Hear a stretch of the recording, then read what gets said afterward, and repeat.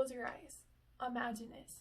You feel stressed, tired, you can't burn the calories from what you've been eating. And you simply feel too weak and shamed for not keeping at regular exercising. People are constantly stating and saying that exercise is important and vital for us. We know it is, we believe it is, so why can't we keep up at it? According to the U.S. Department of Health and Human Services, more than 80% of adults are not meeting the guidelines for muscle strengthening and aerobic exercising. And more than 80% of youth are not meeting the guidelines for aerobic exercising. Many of times I tell myself that I'm going to keep at regular exercising. I've made exercise calendars, I've tried exercising regularly with my little sister, but I just kept feeling short. After failing countless at times, I finally found ways to better help me stick to my personal exercise goals. Today, I will be informing all of you on 3 techniques to better develop exercise habits. These include making exercise a priority, staying motivated, and listening to your body's needs. Let's start with making exercise a priority. It's important to have a written plan. A professor named Katie Milkman, who studies human decision-making at the Wharton School of Business, started a randomized trial with her team in paying people to exercise for 28 days. It was found that these people were more likely to exercise 10 months later. This can be you. It's always important to have a written plan. You can also keep exercise close within sight and sound. You can have exercise clothes and shoes laid out maybe by your front door. You can have exercise equipment laid around, have easy access to exercise videos. These are all ways of reminding you that exercise is important. It's something that you want to work at. You can also just get up and do it. Make it a part of you. Make it something that you just do before you go to bed every single night. Rather than coming up with another excuse, whether it be just stretching for 5 minutes, you're doing something, and that's okay, you're trying.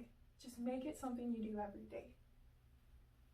Now that you better understand how to make exercise a priority, it's important to stay motivated through the whole exercise process. So you can associate exercising with awards and fun. I love music. Honestly, I love to go running because I can listen to music.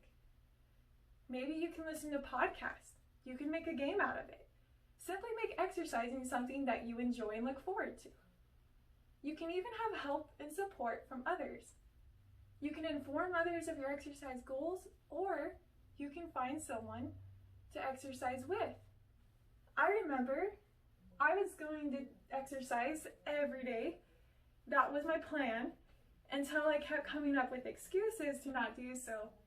When my sisters decided that they wanted to improve on their exercising, they would remind me when I came home from work that I needed to exercise, whether it be for a few minutes on a bike or going for a walk, that I needed to exercise. And so I really appreciated that. That helped me stay on track. You can even visualize how you want to become. I've had days where maybe I didn't even feel the most motivated to go for a walk around the park. But then I started to visualize how I want to run a marathon one day. I want to have the health and the strength to provide or take care of a family. What are your goals? How do you see yourself becoming? This can help motivate you even do the simple tasks such as walking. Well, you know it's important to stay motivated. Now here are some better approaches onto listening to your body's needs, the 3rd technique.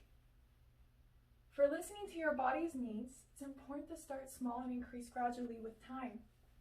Everybody's body's different. What will work for me won't work with you in regards to what exercises you should be doing. If you are sore one day, it's okay to just take the same amount of time to do stretches. Don't overdo it.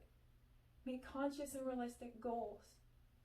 Know that with time you can get better, but listen to how you feel. and what your body really needs. You can also have a plan A and a plan B, having alternative plans.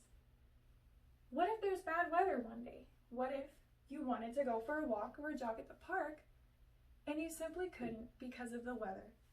Well, you can have exercise videos set up in your house, or you can have a jump rope laying around. You could do pacer sit-ups.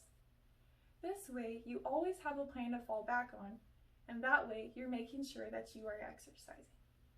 I hope these 3 techniques have helped you better understand on how to develop better exercise habits.